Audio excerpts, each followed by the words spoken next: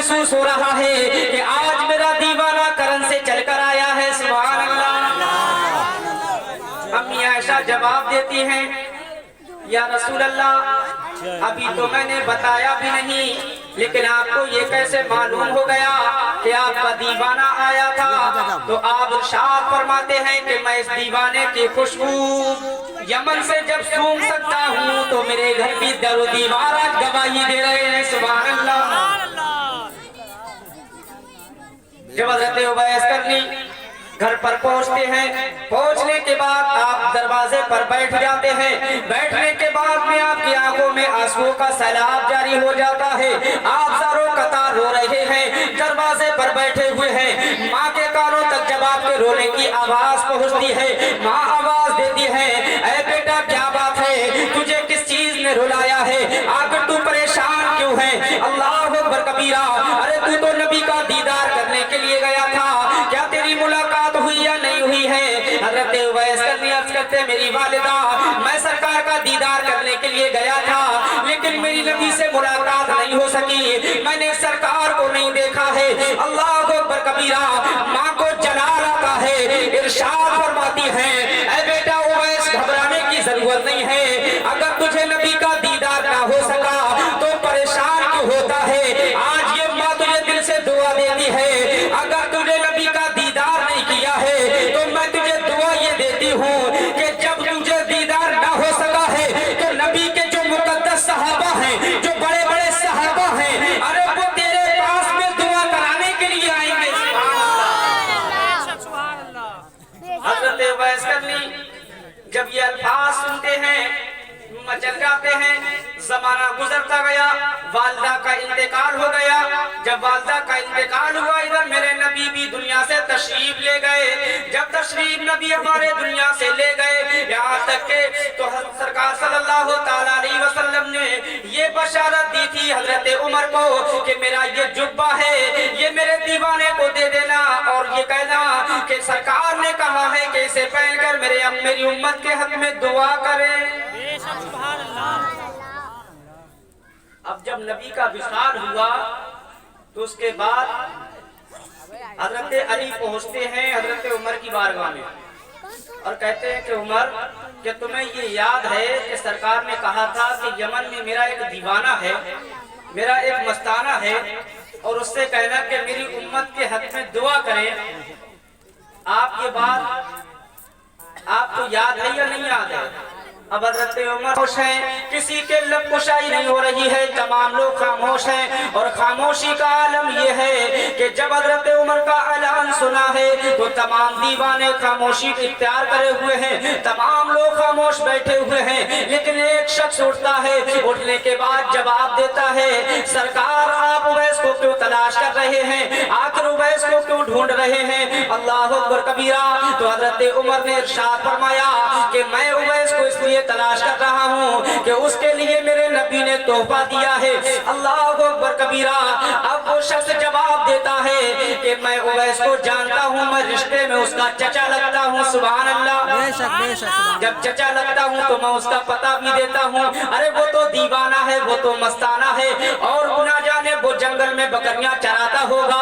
جب آپ کا یہ اعلان ہوا ہے کہ جو یمن سے لوگ آئے ہیں وہ اکٹھے ہو جائیں, ایک طرف ہو جائیں, سب لوگ اکٹھے ہو کر ایک طرف ہو گئے ہیں لیکن اس کا پتہ نہیں ہے, نہ جانے کدھر چلا گیا, بکریاں چراتا ہوگا. اللہ اکبر کبیرہ. جب حضرت عمر اور حضرت علی کو یہ بات پتہ چلی تو آپ نشاندہی کے مطابق چلتے چلے جا رہے ہیں. کیا دیکھتے ہیں کہ یمن کے میدان میں حضرت اویس کرنی بیٹھے ہوئے ہیں, جس جگہ پر ہمارے تمہارے نبی بیٹھا کرتے تھے اسی کے پاس میں بیٹھے ہوئے ہیں. یہاں تک کہ بیٹھے ہوئے ہیں تو آپ جب پہنچتے ہیں تو ادب کے دائرے میں سلام پیش کرتے ہیں. حضرت اویس کرنی جواب دیتے ہیں اللہ اکبر کبیرہ. حضرت عمر نے وہ لباس آپ کی طرف بڑھایا ہے اور ارشاد فرمایا کہ اے اویس کرنی آپ کے لیے یہ تحفہ نبی نے دیا ہے, اور یہ ارشاد فرمایا کہ اسے پہن کر میری امت کے حق میں دعا کریں. سبحان اللہ. تو حضرت اویس کرنی نے جواب دیا عمر کیا کہتے ہو, ذرا پھر سے کہو. ارشاد فرمایا کہ ہاں نبی نے یہ آپ کے لیے تحفہ دیا, اور ارشاد یوں فرمایا کیسے پہن کر میری امت کے حق میں دعا کریں. اب حضرت اویس کرنی زاروں قطار رو رہے لگے. اس انداز سے رو رہے ہیں کہ کہاں میں اور کہاں تم. ارے تم تو صحابی ہو, میں تابعی ہوں. کیونکہ حضرت اویس کرنی صحابی نہیں ہے اور حضرت اویس کرنی نے 20 سال نبی کی ظاہری زندگی کو زمانہ پایا. سبحان اللہ. لیکن صحابی نہ ہو سکے. صحابی کسے کہتے ہیں؟ جس نے ایمان کی حالت میں میرے نبی کا دیدار کیا ہو اور اس کا خاتمہ بھی ایمان پر ہوا ہو, اسے صحابی کہتے ہیں. اور تابعی اس کو کہتے ہیں جس نے صحابی کو دیکھا ہو, اور تبع تابعی اس کو کہتے ہیں جس نے تابعی کو دیکھا ہو. آپ ارشاد فرماتے ہیں کہ آپ جو ہے میرے حق میں دعا کریں کیونکہ آپ اعلیٰ ہیں اور میں ادنا ہوں. آپ بڑے ہیں, میں چھوٹا ہوں, تو لہٰذا بڑے ہونے کے ناطے سے آپ میرے حق میں دعا کریں. جب حضرت عمر نے یہ الفاظ سنے ہیں تو ارشاد یوں فرمایا کہ اے اویس, ہمارے نبی نے آپ کے لیے اشارہ کیا ہے کہ آپ اسے پہل کر میری امت کے حق میں دعا کریں. یہاں تک کہ حضرت اویس کرنی کو وہ بات یاد آ گئی اپنی والدہ کی. آپ کی والدہ نے ارشاد فرمایا کہ بڑے بڑے صحابی جو ہیں تمہارے پاس دعا کے لیے آئیں گے. آپ نے اپنے رب کی بارگاہ میں اپنے ہاتھوں کو دراز کر دیا, دعا کرنے لگے, مولا میری والدہ نے جو دعا دی تھی وہ آج قبول ہو گئی ہے. اور وہ عرض کرتے ہیں میری والدہ, میں نے دیکھا تو تب تھا, تم نے دعا تو تب مجھے دیتی تھی, لیکن آج اس کا جلوہ میں آج نظر دیکھ رہا ہوں. سبحان اللہ. تم نے دعا کب دی تھی, نتیجہ آج ملا ہے. حضرت اویس کرنی جواب دیتے, اے لوگوں مجھے پتھر مت مارا کرو.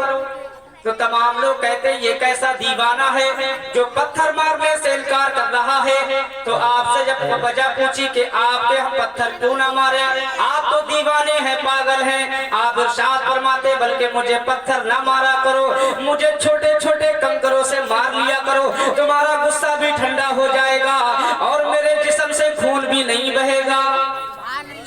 یہ ہے دیوانگی کا عالم. تو 2-3 شعر کے ذریعے سے میں حضرت اویس کرنی کی محبت اور علامہ حسن رضا کا کلام اس کو مکسنگ میں پہنچا رہا ہوں. ذرا محبت سے کہہ دیں سبحان اللہ, اور محبت سے کہہ دیں سبحان اللہ. آواز